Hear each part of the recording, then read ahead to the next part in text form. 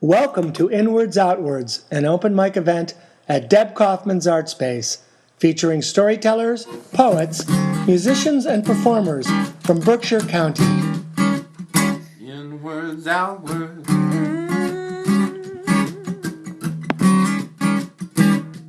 Inwards.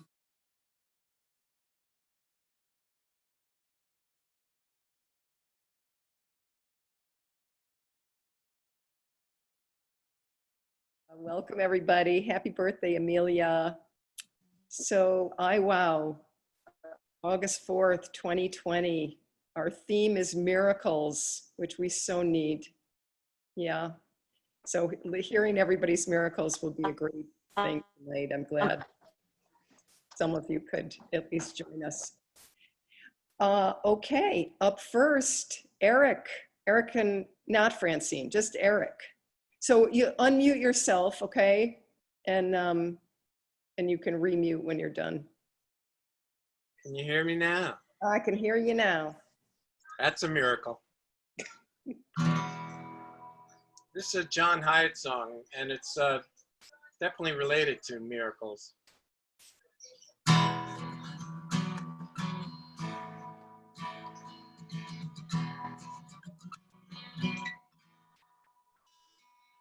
You were dreaming on a park bench at a broad highway somewhere, when the music from the carillon seemed to hurl your heart out there. Past the scientific darkness, past the fireflies that flow, to an angel bending down to wrap you in her warmest gold. And you ask, what am I not doing? She says, your voice cannot command. In time, you will move mountains, and it will come through your hands, through your hands. Still you argue for an option, still you angle for your case, like you wouldn't know a burning bush if it blew up in your face. Yeah, we scheme about the future, and we dream about the past, when just a simple reaching out might build a bridge that lasts. Still you ask, what am I not doing? She says, your voice cannot command. In time, you will move mountains, and it will come through your hands, through your hands. So whatever it is your hands will find to do, you must do with all your heart. There are thoughts enough to blow men's minds and tear great worlds apart. There's a healing touch to find you on that broad highway somewhere. Lift you high as music flying through the angel's hair. So don't ask what you are not doing, because your voice cannot command. In time, you will move and it will come through your hands, through your hands, through your hands, through your hands.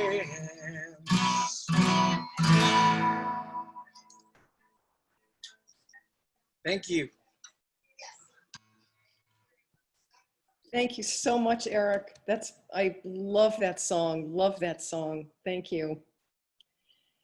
Okay, up next, our birthday girl, Amelia. Oh, hi everyone. You are muted now. Why am I muted again? No, I'm not. I did it. Hi everyone. It's good to see everyone. I just love it. I love it. I love it. You make a difference in my life, all of you. And it's who knew? Who knew? The topic is miracles, and that I've reached this birthday is a miracle. I had no idea I'd ever do that. 40 years ago, I figured I would have deep sixed long ago. And here I am. Here I still am. It kind of, I think, changed very much so when my life has always been a miracle. I've been always watched over. I've been cared for. I never knew it all the time, but I've known that when negative things have happened to me, I've always been rescued. I've always been taken care of. I was sleeping one day in my New York City tenement apartment in the West Village, and I heard hammering, and it woke me up, and I sat up, and as I sat up, my ceiling fell down on my pillow. So if that's not being taken care of, I don't know what is. But I would have had a mouthful and a face full of cement ceiling. And I'm so grateful, because that's one of the many circumstances that my life has been cared for and watched over. And yeah, and every year it gets better and better and better. And you know, I finally got to a place where I'm not crazy about, I gotta make money. That's not my issue. I just want to give back to the world, to the community on some level.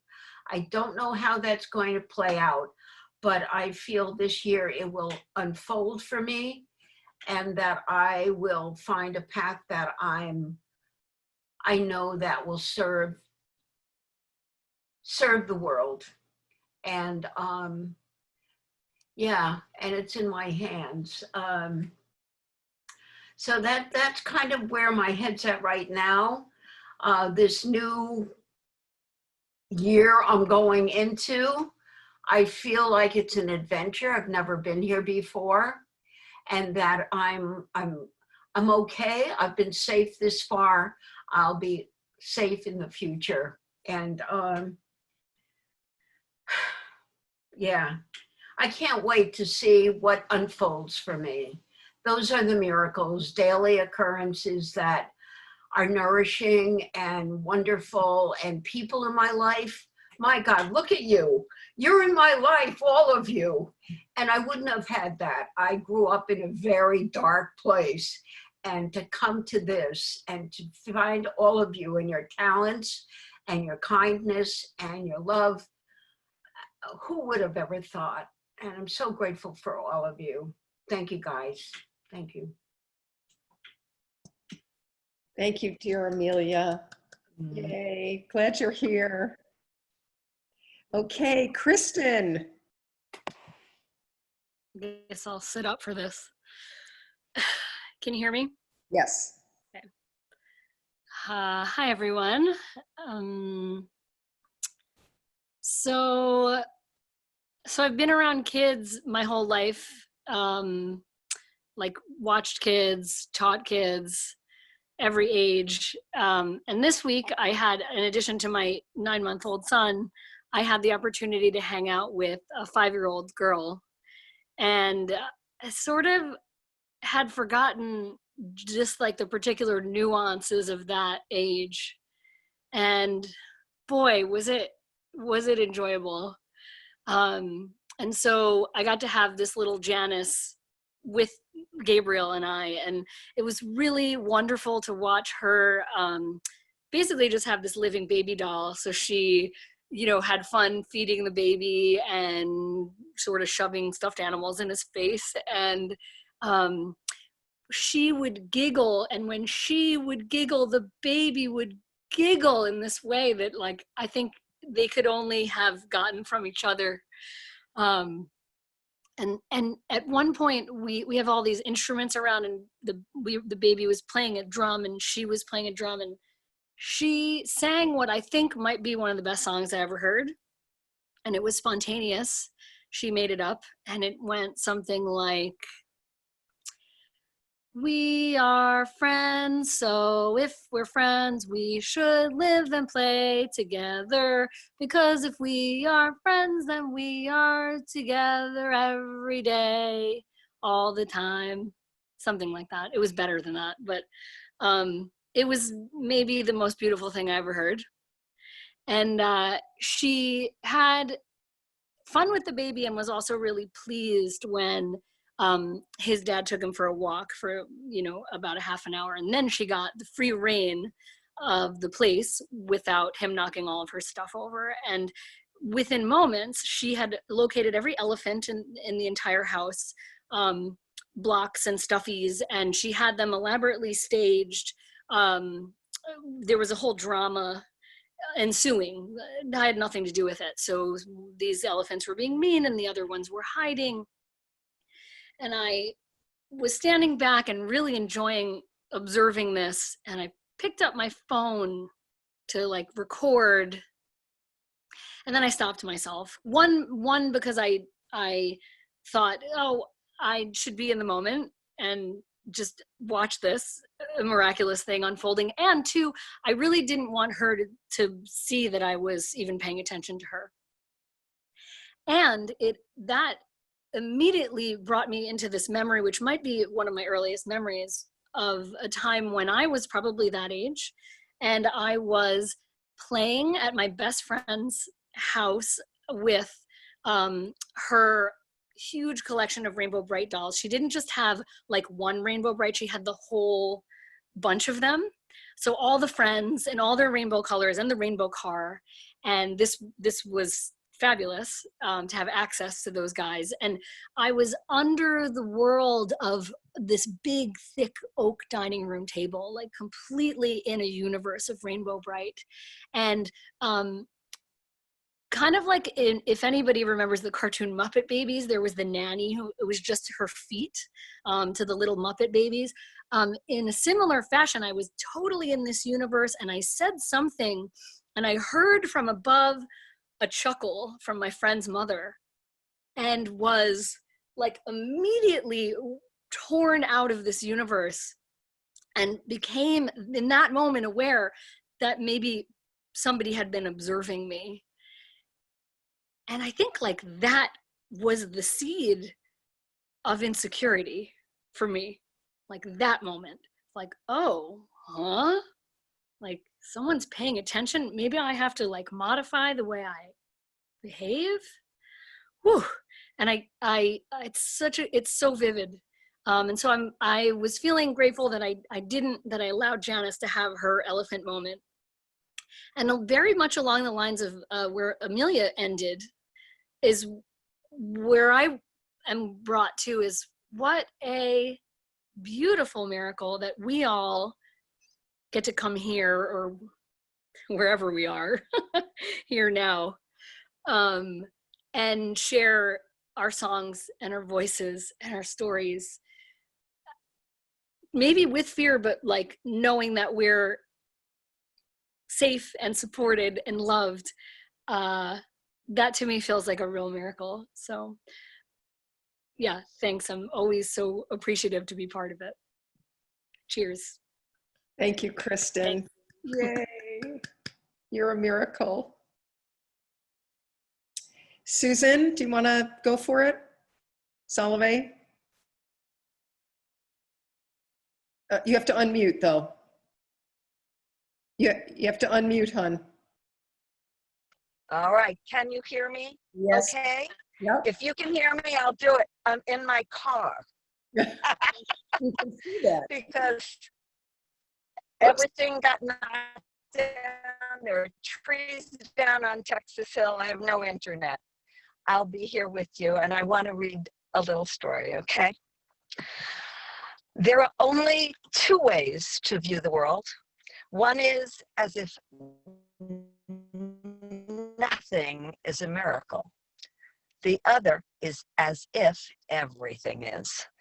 This quote is attributed to Einstein, but miraculously, he never said it. It seems that someone said it, but decided it would have more weight if it was worked, because I remembered it and I have lived both sides of that equation. As a child, I never liked fairy tales. I saw right through them. I remember asking my mother why strikes 12, her coach turns into a pumpkin, her dress turns to rags, but her shoe, the shoe lasts for days and days so the prince can take it everywhere. Who writes this shit? I was like, Mom, that makes no sense. That's junk. Are you kidding? You know what a wolf looks like. You know what your grandmother looks like. How could you think a wolf in grandma's pajamas is your grandma? Are you blind? I thought it was unbelievable. How could Santa come down the chimney? We didn't even have one. And by the way, why didn't Lois Lane know that Clark Kent was Superman? Just because he put glasses on? I damn well knew who my father was, whether he was wearing his glasses or not. Well, when I was young, my father taught me to pray each night and ask God for what I wanted. Sometimes I didn't get it. So let me tell you, my belief in God and miracles was pretty damn thin. The final blow came in high school. I didn't get into my first choice college, and I was crushed. I had actually prayed for it. So at the ripe age of 16, when I got that rejection letter, I shut the door on God, on prayer, on all of it. It was all a sham. And yet, here I am, on the other side of the Einstein quote. Now, I believe everything is a miracle. It's true. It's a miracle that we're here right now on Zoom. Hello, how did that happen? I don't even have internet. And it's a miracle that I take art classes, have cocktails, have birthday parties. I work with my clients all over the country while staying safe at home and not burning an ounce of gasoline. Thank you, internet. I do not understand you, but I believe in you. Recently, I realized that it was a miracle that I got high-speed internet, considering I live in the middle of the woods. By the way, that's a miracle too, that I live in the Berkshires. It's a miracle that I met my husband, Paul, in a city of 8 million people. It's also a miracle that I haven't killed him by now, but that's another story for another time. It's a miracle that I had a baby at 39 after having many miscarriages. A miracle that I lived through ovarian cancer. I say it's even a miracle I was born at all, because I was the 5th child. And let me tell you, after 4 children in 4 years, my parents had found contraception. But one night, many years after all 4 were born, they forgot the diaphragm in the drawer, and I landed here. That's how I see miracles now. And once you have your miracle eyes on, everything is good. So I may never believe the miracles to control other people, but I believe in miracles. And I'll wrap up with my favorite one because it's my current one. That sometime, somehow, this horrible, difficult disease and lockdown, all of what has gone on during the pandemic is going to lead to something wonderful and amazing, a global wake-up call. That this will be a reset that will lead us to a new life, less frantic human activity, less consumerism, more global connection, more love for everybody, more love for the earth.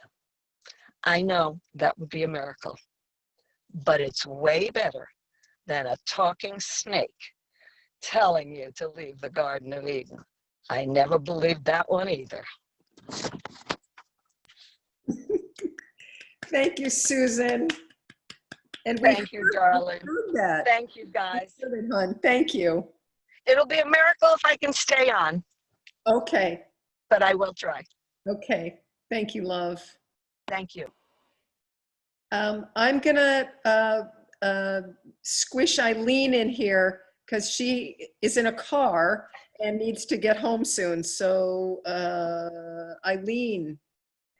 Hi, I really appreciate it. We lost power and I had to crawl out just to like let people know I was alive. So that's a miracle. So this is something I call the tiny miracles of war. The war was not your choice. Is a war ever somebody's choice? Are some so starved for power and attention that they can only see war as an option? The Queen declared war on you. It was extremely mean-spirited. Being the bigger nation, you had nurtured her world. Your motto, live and let live, and you truly abided by that credo. You let her nation live. Actually, you did more than let them live. You nurtured them, provided assistance with crops, structures, and land, gave them whatever they needed, when they needed it, and she used you. For years, you thought she was a like-minded soul, kind and patient, as she went about doing the work of building her nation. You were right on target with her patience. She was calculating. She waited till she saw an opening and took it. She had been setting this up for years, hiding moles in walls, ceilings, and even in plain sight. When you least expected it, there was a sneak attack. They marched quietly, one by one, straight through your front doors and waged war. At first, you thought it was an aberration, a pattern, a change, just a different work approach. You were wrong. You were not in a strong position. You were not ready, had not even contemplated it as a possibility. You had lived side by side in harmony for many years.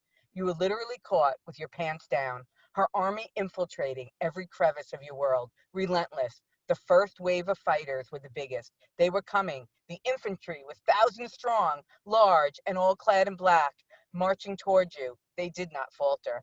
You did not have the right tools. It was summer, and you did not have on your armor. Your shoes were sandals and not covered-toed boots for storming and stomping and kicking. Your weapons were not at the ready. They were in the basement, sheds, and storage. You had to bob and weave and keep your head down just to get into fight position. After the initial onslaught, you regrouped and came out fighting. Your strategy straightforward. Crush the infantry. Send a message back to the Queen. Classic strategy. Get to the leader and the troops will fall. You got your tools and supplies. You band together and got strong. You fought inside, outside, day and night. You believed you were in the right. You knew you were in the right. It was your land after all. And yet you weren't prepared. Prepared to watch the others die, to watch friends circle each other with their last breaths, clinging to say goodbye, to see those who had strength try to drag their wounded, their dead, off the battlefield, only to fall with them. Seeing those with fear in their eyes and in their heart as you approached, ready for the kill. You knew you needed to win, yet with each death of the enemy, each crunch of the armor falling, a little of your heart broke. They knew they were about to die. It hurt you. Yet you knew you had to be stronger, stay alive, and win.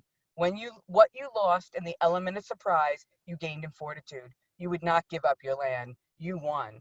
After all, it is your land. You are the homeowner, and the enemy, the tiny black ants.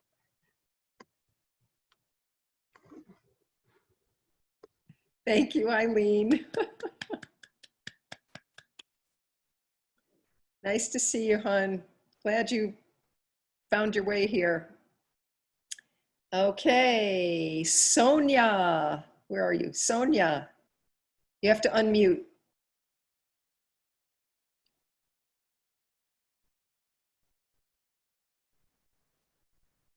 You're still muted.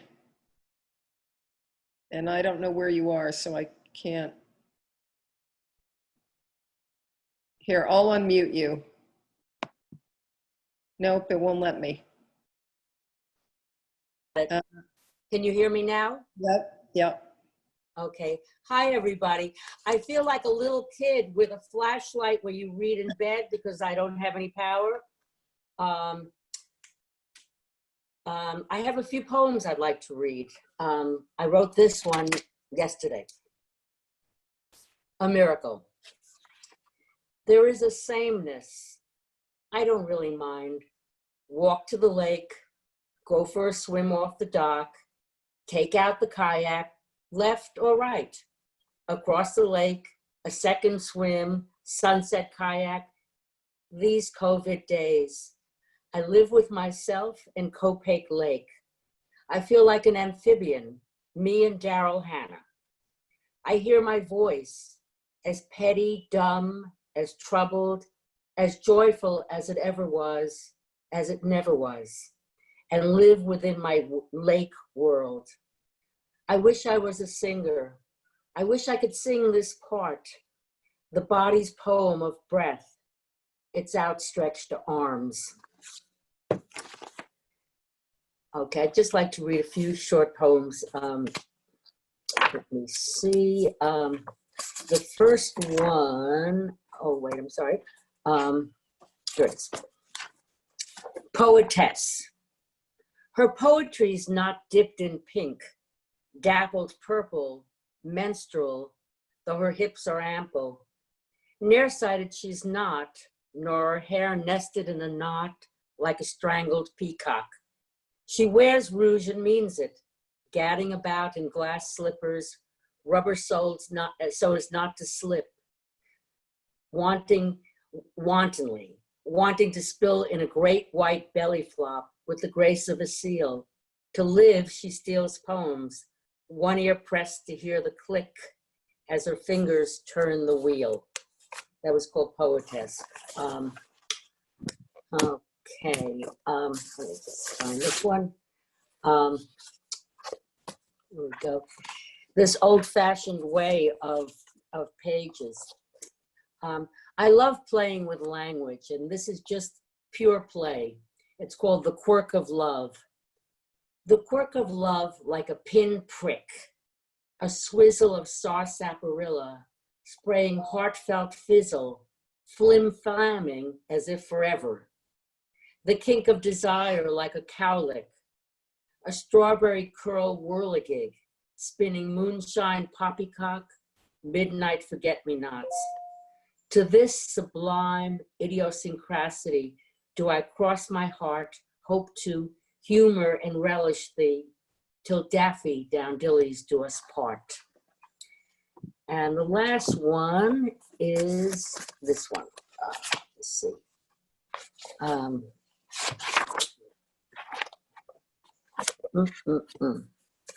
Okay, dear editor. Dear editor, you may think they are rude, the way they insist on being heard. Highfalutin words in torn fishnet hose, crooning, you 4 eyes, I'll give you a good read. But I have to live with them. I might be baking a cake, they start with their gab. I forget to add eggs. Nights they titter, tearing scabs off scores, a medley of Broadway scores. When pushed to pencil point, the night lamp glaring, okay, let's see if you're all talk. They feign sleep, silent as a blank sheet. Thank you.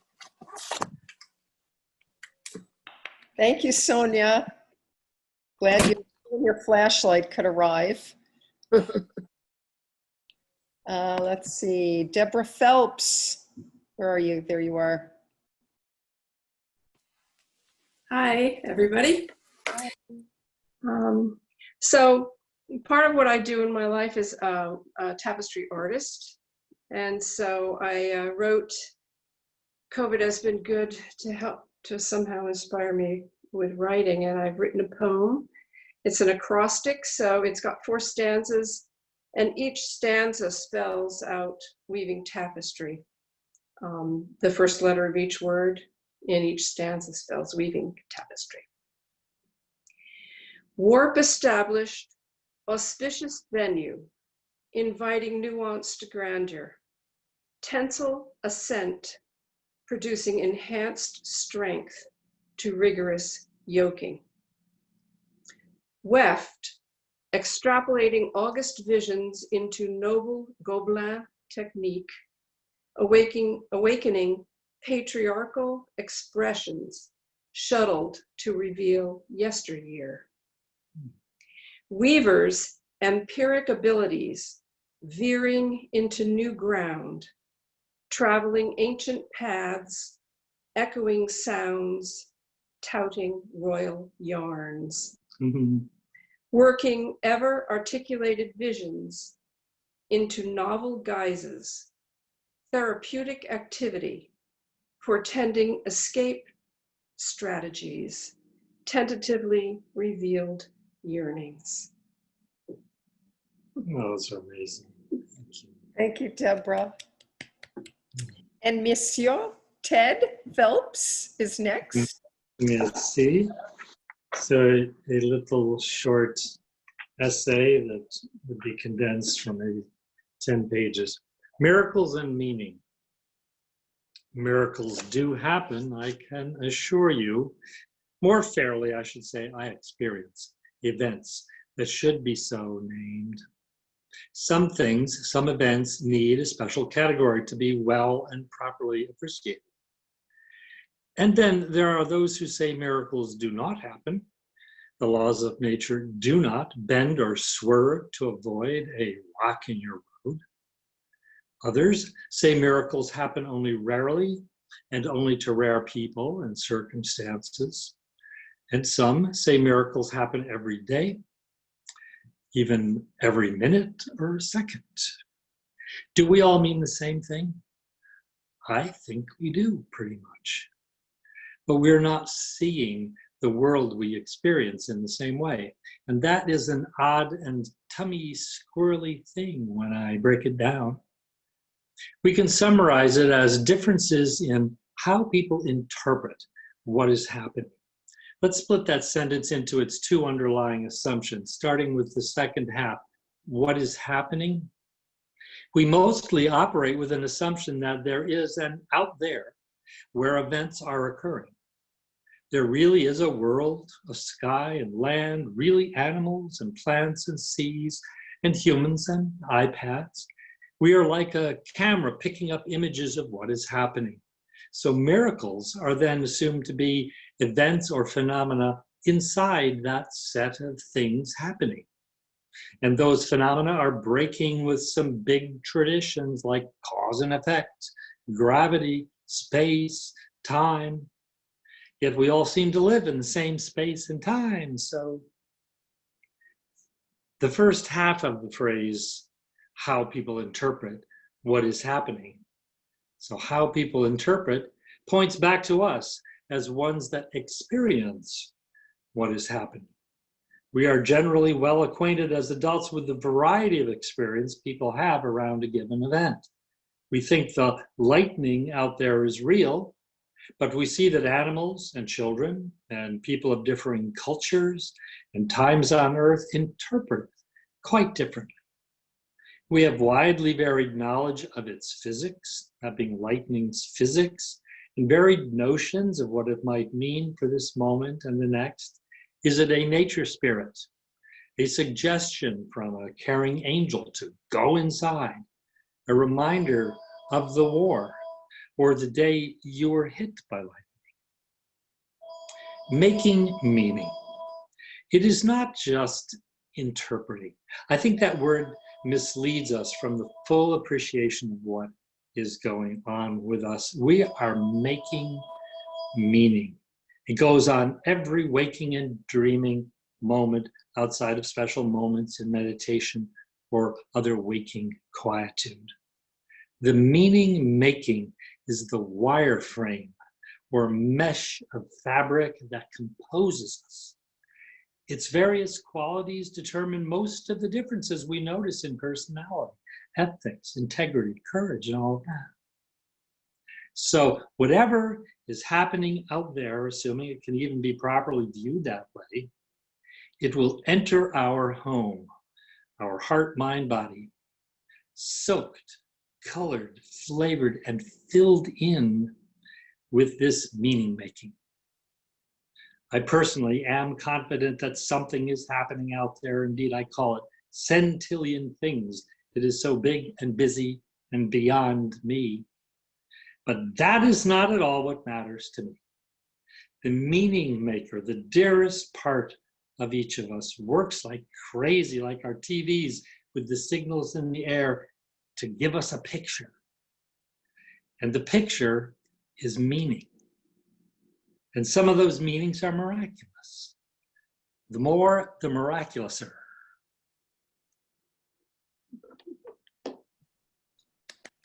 Thank you, Ted. Yeah, I missed the out loud clapping, but this is fun. Okay, Kate and Robert, you're up.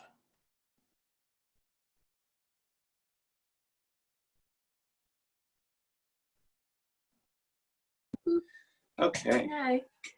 We are joined with our very large dog, Oscar, who you may hear during this time. And he himself is actually, I was thinking about it, is kind of a miracle because he was a rescue and he was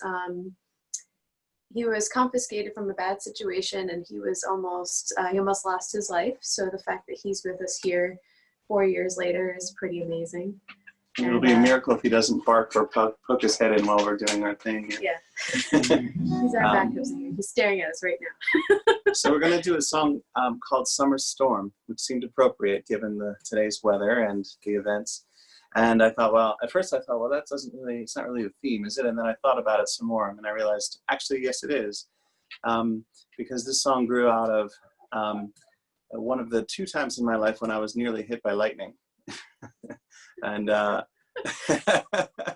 and so, you know, I survived, obviously, I think, and that's sort of miraculous. The time in question, that's actually in the lyric of the song, I was at the Jersey Shore, and I waited way too long on the beach watching this black cloud come in from the horizon. Just thought, this will be cool to see this storm come rolling in. Well, I waited too long, and I had to rush to get off the beach. And I was holding a metal framed chair, and sure enough, loud explosion, deafening flash of light, and I could taste this taste of electricity in my mouth. And I just threw the chair and screamed and then ran. And so, of course, when something like that happens to you, you have to put it in a song, naturally. So this is that song, and see if you can see the moment. This is Summer Storm.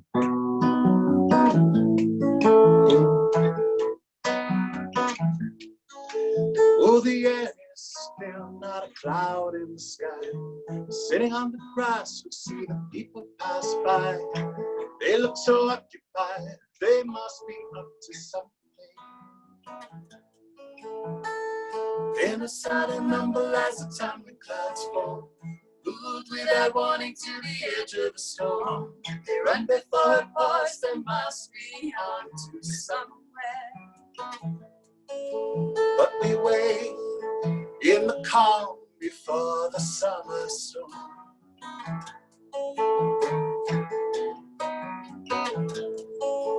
Well, they're up in the sky high rise under glass high drive. Lying on our back, eyeing the blackening sky. Drop after drop, the rain drip drops on us. But we wait, we are taken by the summer storm.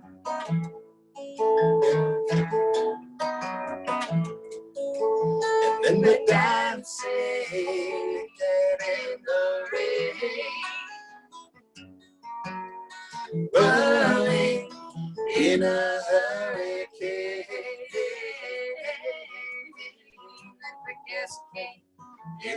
gone again, and quick as it came. It's gone again, and quick as it came.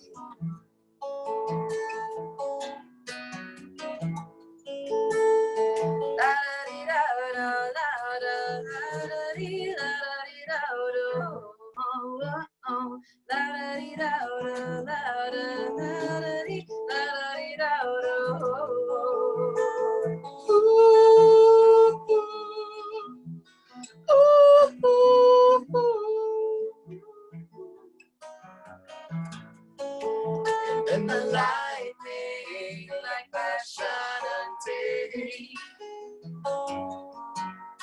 bursting, my mouth fills with flames. And quick as it came, it's gone again. And quick as it came, it's gone again. And quick as it came.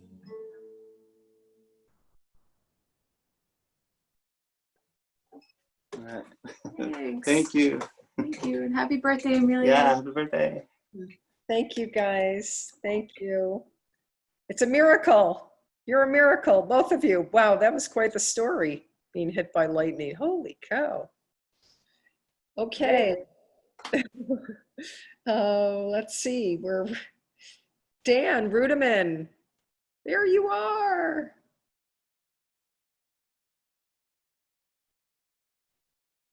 Oop. Where'd you go?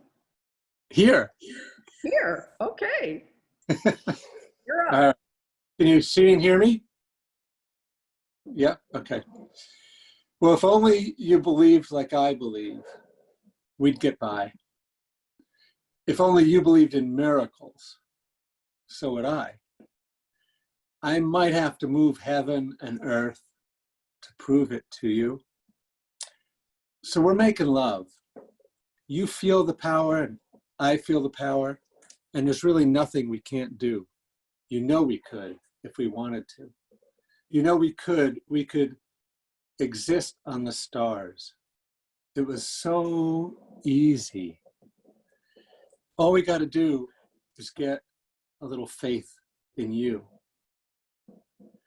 I've been so many places. I've seen some things. Yes, I have. I know that love is the answer. Yes, it is. It keeps holding this world together. And nothing's better. Nothing's better. And all the answers to our prayers, hell, it's the same everywhere. Just the same now. Nothing ever breaks up the heart. Only your tears give you away. When you're right where I found you, with my arms around you, love is a magic word if you had an inner life. But from that very first look in your eyes, I saw you, and I have but one heart. Only our bodies were apart. It's making me crazy. That was so easy. I had a taste of the real world, just a drop of it, when I went down on you, girl. If only you believe like I believe, we'd get by. If only you believe in miracles, so would I. I can hear windmills and rainbows whenever you're talking to me. Never say never. I feel like swirling and dancing. You ripple like the river when I touch you. Let me touch you. Then I pluck your body like a string. Show you what I mean. Then I start dancing inside you. Oh, baby, I love song. Oh, baby, in a love song.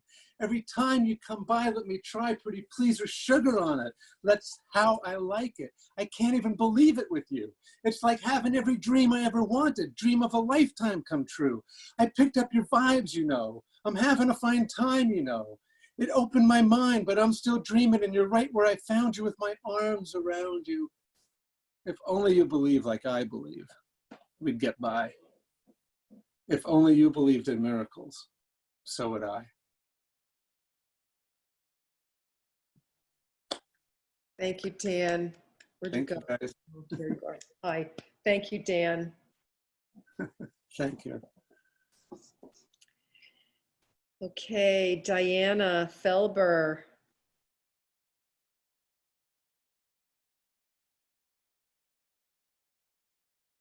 Can't hear you yet. Now, can you hear me? Yes, I can hear you now. Thank you. I wrote story, well, I wrote my thing. Miracles. I am a miracle right now. I feel so happy, so contented, just ebullient. I must be in complete denial. Here's why. Not too long ago, I felt I was in a competition with Job. You know, the guy in the Bible who has all these calamities fall upon him. My summer story is not one which would ordinarily make one happy. Last March, we lost most of our income-producing money from our portfolio, the one that Steve, you remember, sweetie, had been managing for many a year, that despite huge, ridiculous losses, to which I have alluded to in the past, we lived on most comfortably. We were even able to give our grown-up kids some monthly income. Well, that event prompted big changes in our lives. For one, we needed to figure out a way to live somewhere, as the money we had left would preclude us from remaining in our house, the one that we had lived in for 28 years, and to which I was extremely attached. We simply couldn't sustain the monthly mortgage payment indefinitely. However, this house could be a source of income if we rented it out via Airbnb. We had to get it ready for that. Man, that is a huge process. Cleaning out one's home in preparation for strangers to live in. 28 years of a family living there. Me, a mom who kept every little drawing my children had created, from nursery to high school. A collector of many delightful things, both from nature and acquired at craft fairs, art galleries, etc. Not to mention creating stuff myself. A room full of drawings, paintings, and many ceramic pieces that lined shelves and corners everywhere. This was a rather large house. No personal photos are allowed if one rents. Need I say that giving up much of one's past is painful? I had heard that liberation lies at the end of Marie Kondoing one's home. Perhaps this could happen for me too.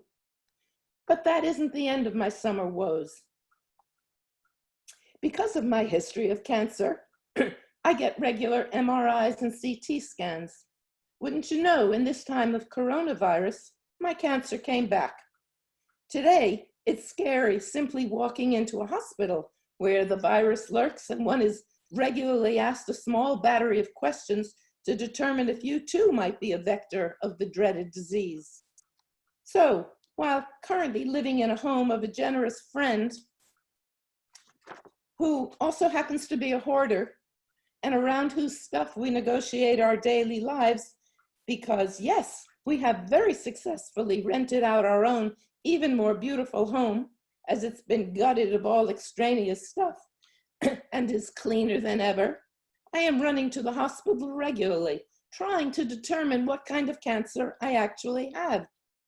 We had presumed that it was a return of the nasty one I had had in 2017, for which I had had a massive surgery.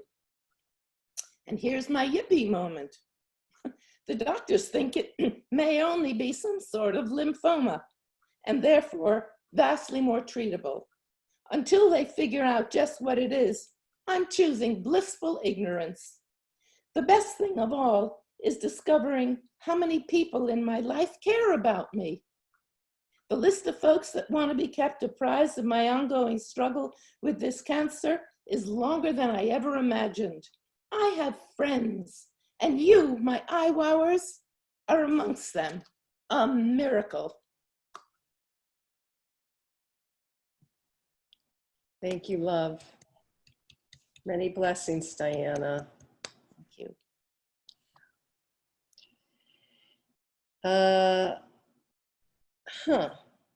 Well, let's see. That's kind of it. Julie, did you want to go? Hi there, I'm sorry. I ran out of time. I don't have a story prepared. But it's a miracle that I'm here because my modem basically died, like completely died. So I'm just so happy to be here with all of you. Thanks, Julie. Nice to see you. That's it. Anybody else want to share something, some miracle? Susan, you have to unmute, hon. I just want you to know that Bubs, can you hear me? I guess not. I can hear Can't hear me. Oh, well. I just want you to know that Bubsy had written to say, please tell Deb my internet is out. I know, honey. I got them. Thank you. You got that from Bubsy? I'm sure Yeah. sure a lot of people had the same problem. Yeah, a lot of All people right. had a cancer. Love And to you. our miracle here wants to say hi. Apparently, he's like photobombing. There's our miracle there, Oscar. He's like, hi guys, hi,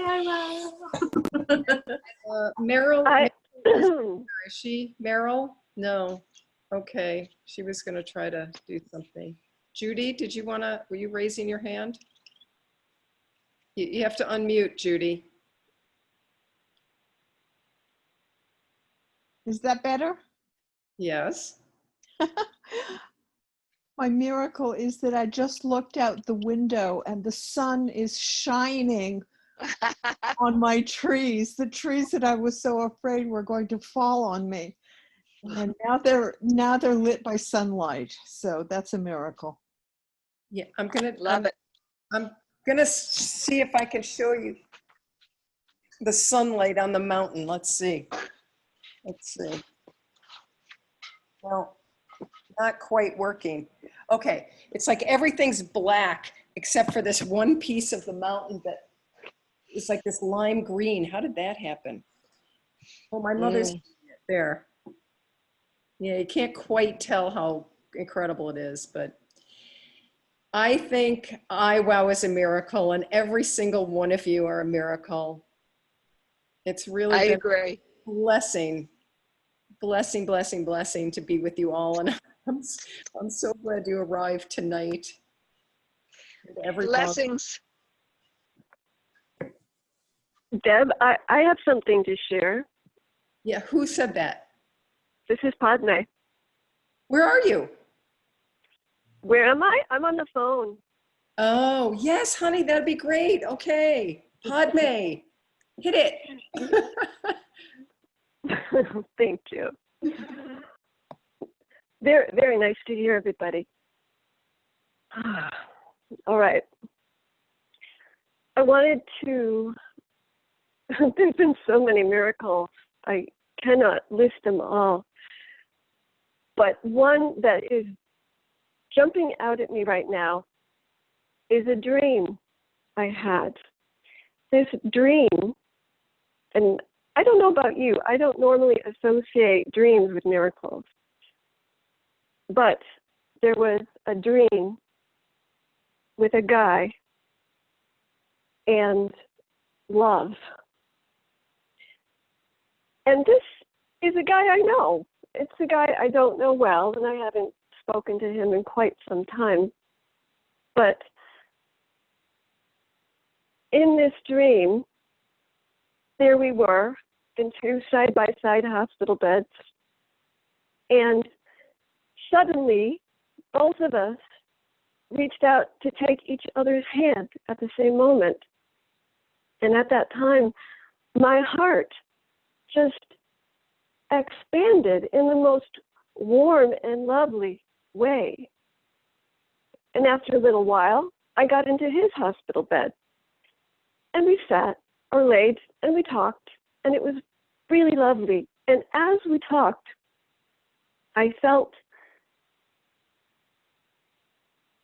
my heart and his heart grow until there was this other consciousness that was love. It was love. And I know this is the love that Rumi knew and that Hafiz knew, because this was just love itself. This was the force that creates everything and everyone. And it just was. And I was so impressed by the relentless demand of this man's heart to just love and to just love and to just be loved. And then we ended up in the laundry room, and I had a basket of laundry. And he suggested I set that down. And he sat down on the floor, drew me onto his lap, and there was even more love. Heart expanding. Just everything was love. And it was so astonishing that when, unfortunately, I woke up, I was in shock because it felt wrong. It felt like, no, this is the dream, and that was real. Send me back, please, right now. And the fascinating thing is, I believe that dream has helped me heal my heart. Because now I can hold more love in my heart than I have ever even been able to dream. So, miracle. Dream a guy and love. Thank you.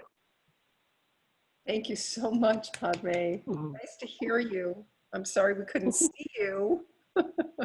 Thank you. Next time. We can hear you. Thank you, Padme. I'm just My gonna pleasure.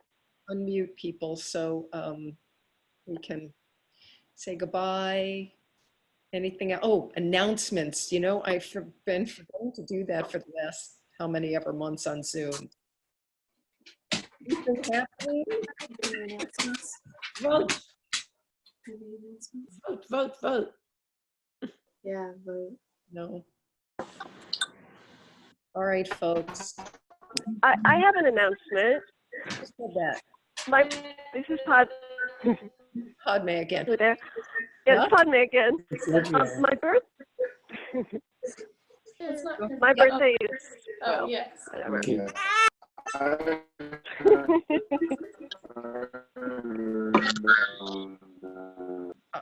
Are you making an announcement? My birthday is Thursday, and I'm planning on going to Lake Mansfield. So, I'll be there around, between like 10 and 2.